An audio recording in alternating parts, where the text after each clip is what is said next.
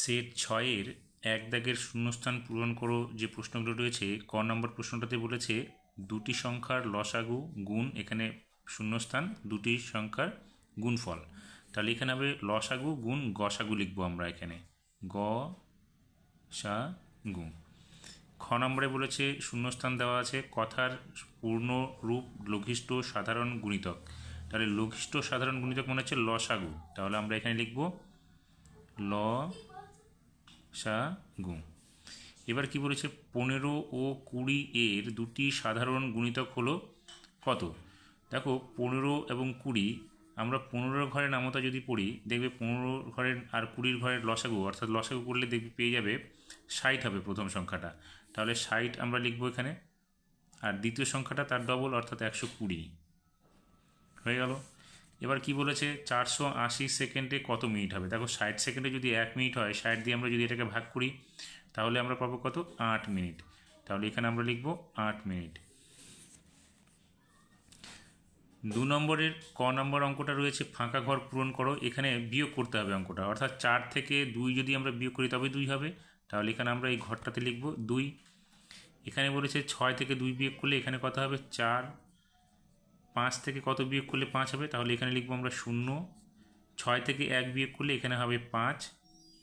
8 থেকে দেখো এখানে 2 বিয়োগ করলে তবে আমরা পাবো 6, আর এখানে 7 থেকে 3 বিয়োগ করলে এখানে পাবো আমরা 4। হয়ে গেল। এবার খ নম্বর প্রশ্নটাতে বলেছে 2 2 7 3 9 5 সংখ্যাটিকে 3 6 5 দিয়ে ভাগ করতে হবে। তাহলে ভাগ করতে গেলে দেখো এখানে 3 অঙ্কের সংখ্যা আছে, আমরা 3 অঙ্কের সংখ্যা প্রথমে নিয়ে নেব। এবার দেখো 365 227, তাহলে 227 সংখ্যাটা আমাদের কী হলো ছোট হয়ে গেল 365 থেকে। আমরা কি করব পরবর্তী সংখ্যা আরেকটা নিয়ে নিব, তখন হলো কত 2273।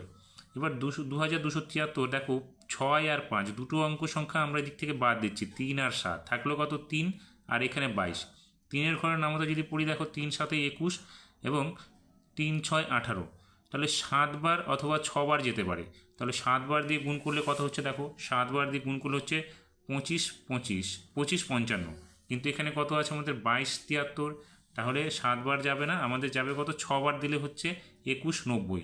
তাহলে আমরা এখানে দেব 6 বার, তাহলে এখানে দিলাম 6 বার, কত হবে 21 90। এবার সংখ্যাটা আমরা কী করব বিয়োগ করব, তাহলে 3 থেকে 0 গেলে এখানে হবে 3। 7 থেকে 9 বিয়োগ করা যাবে না, 7কে আমরা ধরবো 17, 17 থেকে 9 গেলে এখানে হবে কত 8। তাহলে এখানে একে হাতের একটা যোগ হয়ে 2 হয়ে গেল, 2 থেকে 2 গেলে 0 হবে, লিখবো না।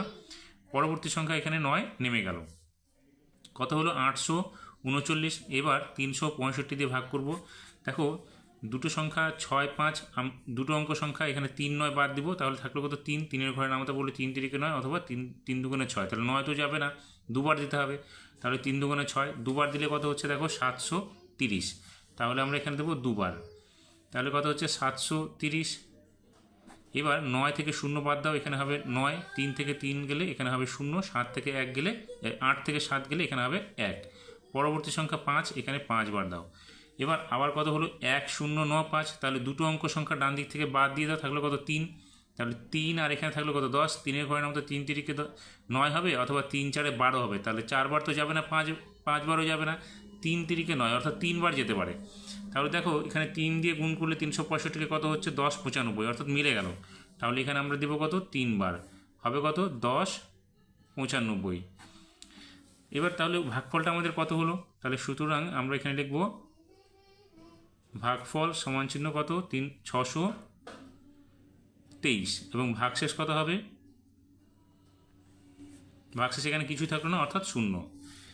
এবার 3-এর ক নম্বরটাতে কি বলেছে কোনো একটি সংখ্যা থেকে 3 4 0 2 বিয়োগ করায় 5 অঙ্কের ক্ষুদ্রতম সংখ্যাটি পাওয়া গেল, সংখ্যাটি কত। তাহলে আমরা কি করব এই 3 4 0 2 সংখ্যাটিকে 5 অঙ্কের ক্ষুদ্রতম সংখ্যার সঙ্গে আমরা যোগ করে দেব। তাহলে এখানে কত হবে সংখ্যাটি দেখো 5 অঙ্কের ক্ষুদ্রতম সংখ্যার সঙ্গে 3 4 0 2 আমরা যোগ করে দিচ্ছি। তাহলে 0 আর 2 যোগ করলে এখানে 2 হবে, 0 0 যোগ করলে 0 হলো, 0 আর 4 যোগ করলে এখানে 4 হবে, 0 আর 3 যোগ করলে এখানে 3 হবে, এখানে 1 হবে, অর্থাৎ সংখ্যাটি কত এখানে 13,402। তাহলে লিখব উত্তরে আমরা সংখ্যাটি হলো 13,402। এবার 3-এর খ নম্বর অঙ্কটাতে কি বলেছে বন্যাত্রাণের জন্য একটি বিদ্যালয়ের 850 জন ছাত্রছাত্রী প্রত্যেকে 25 টাকা করে এবং 31 জন শিক্ষক শিক্ষিকা প্রত্যেকে 500 টাকা করে চাঁদা দিল।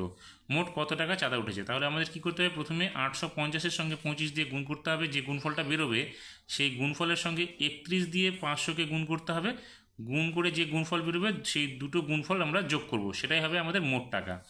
তাহলে আমরা এটাকে এইভাবে সাজিয়ে নিয়েছি, 850 গুণ 25 যোগ 500 গুণ 31।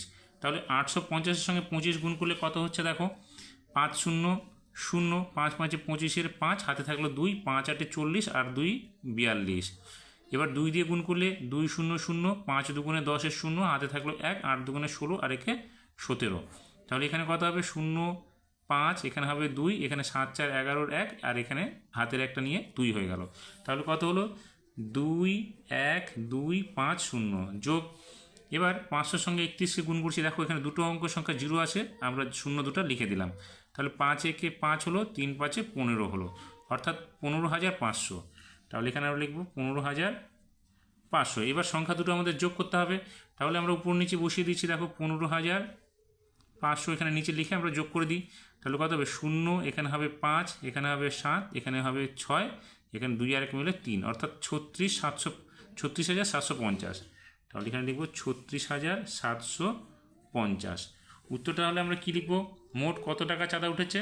তাহলে আমরা লিখব মোট 36,750 টাকা চাঁদা উঠেছে।